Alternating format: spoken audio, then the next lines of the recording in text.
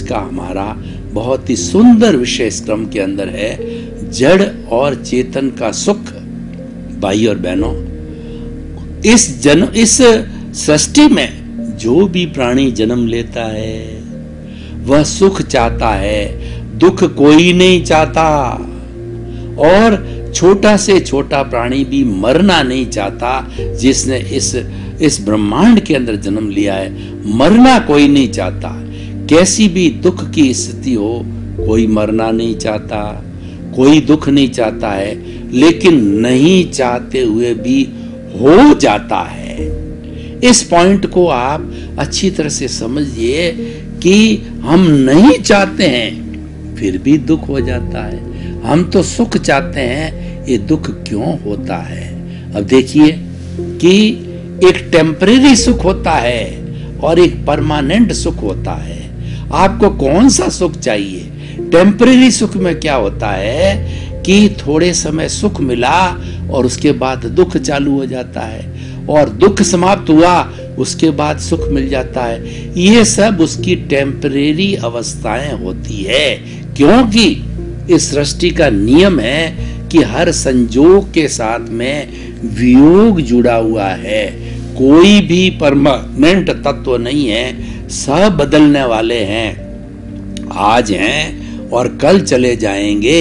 इसीलिए कहा गया है कि ये ब्रह्मांड, ये सृष्टि, ये लोक संचरण करता है और हर क्षण हर वस्तु बदलती है। इसलिए संसार को परिवर्तनशील कहा गया है। अब भाई और बहनों देखिए कि टेम्परेरी सुख की बात करते हैं हम, परमानेंट सुख की बात करते हैं, दोनों को समझना है। टेम्परेरी सुख कैसे मिलता है?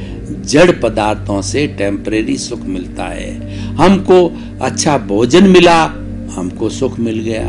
हमको सोने को बहुत अच्छी जगह मिली, वातानुकूल मिली, जितना हमको टेम्परेचर चाहिए उतना टेम्परेचर, शांत जगह मिली, हमको अच्छी नींद आ जाती है। और हमको अच्छा बंगला मिलता है तो अच्छे बंगले के अंदर हम आराम से रहते हैं। हमको अच्छा व्यवसाय मिलता है, अच्छी कमाई होती है और हम अच्छा अपना घर परिवार को अच्छा मेंटेन करते हैं। ये टेम्परेरी सुख है।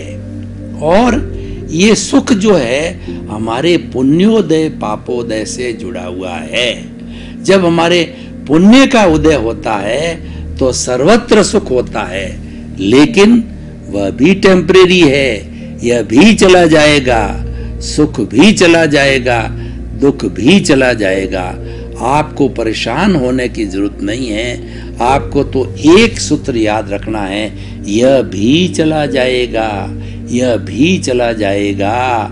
Let go, let go, let go.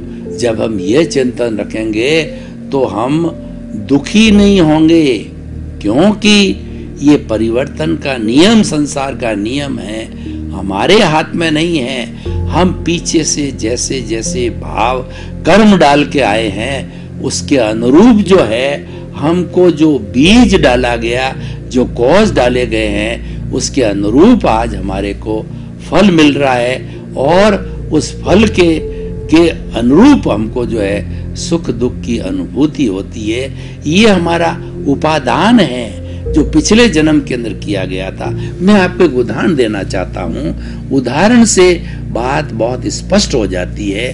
हमको किसी विषय का पेपर देना है और हमने पेपर देना प्रारंभ किया।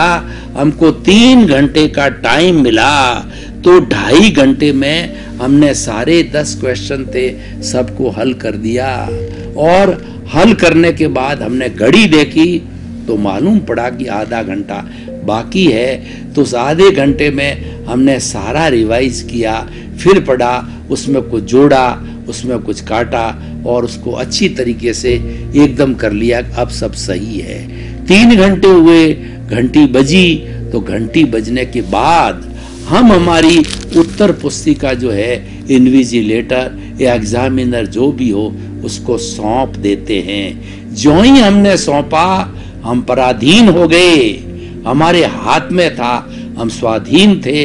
और आधे घंटे पर उस स्वाधीनता के अंतर्गत हमने करेक्शन दिया। ये जो करेक्शन देना है ये स्वाधीनता है, और दूसरे को सौंप देना है ये पराधीनता है। एग्जामिनर के पास चला गया, अब एग्जामिनर तो अपने हिसाब से चेक करके वो हमारी मार्किंग करेगा। तो अब देखिए, मैं रूपक के रूप में कहता हूं कि हमने पूर्व जन्म के अंदर जितना भी हमारा आयुष्य था 50-60 वर्ष का, उसका पेपर हल करके, करेक्शन दे करके, और जो कुछ भी हमको करना था वो दे करके, और हमारा आयुष्य समाप्त हो गया। यानी हमारी उत्तर पुस्तिका एग्जामिनर को हैंड ओवर हो गई। तो इस जन्म के अंदर, पूर्व जन्म में जो पेपर देने वाला था मोहन राज, तो इस जन्म के अंदर शरीर दूसरा आ गया, करने वाला मोहन राज था, पेपर देने वाला मोहन राज था, लेकिन अब रिजल्ट भुगतने वाला सोहन राज रूपी ये पुतला है, ये शरीर है। और वह किस तरीके से भुगतान भुगतेगा कि जो रिजल्ट भुगतेगा, परिणाम भुगतेगा, कि जैसा पीछे से पेपर करके आया है, एग्जामिनर क्यों पक्षपात करेगा, जैसे जैसे मार्क्स देगा उसके अनुरूप ये सोहन राज भुगतान करेगा। अगर पुण्य है पुण्य भुगतेगा, अगर मार्क्स कम है, फेल हो गया, यानी पापकारी प्रवृत्ति हो गई, तो भुगतेगा। तो रिजल्ट है, ये जन्म हमारा रिजल्ट है, और दोनों एक्शन साथ साथ में चलते हैं। रिजल्ट को तो हम भोगते हैं, जिसको हम उदय कहते हैं, और गीता की भाषा में प्रारब्ध कहते हैं। लेकिन एक एक्शन दूसरा और चलता है कि ये भुगतते भुगतते हम किस तरीके का चिंतन रखते हैं। अगर हमने उसके ऊपर प्रतिक्रिया की, अगर हमने ओपिनियन दी उसके बारे में, और उसके बारे के अंदर हमने जो अभिप्राय दिया, हमने जो कुछ भी हम भुगत रहे हैं, कोई हमारे सामने प्रकृति ने संजोग रूप के अंदर किसी को भेजा हमको भुगताने के लिए, हमको मारने के लिए, पीटने के लिए, पैसा दबाने के लिए, हमको दुख देने के लिए, गाली देने के लिए, कोई भी, या सेवा करने के लिए और हमारा सहयोग करने के लिए कोई भी जो है वो भेजा है कुदरत ने, तो हम उसके प्रति अगर प्रतिक्रिया, ओपिनियन और राग द्वेष करते हैं, उसको दोषी मानते हैं। दोषी जो ही माना आपने, जो ही आपने नया कॉज डाल दिया।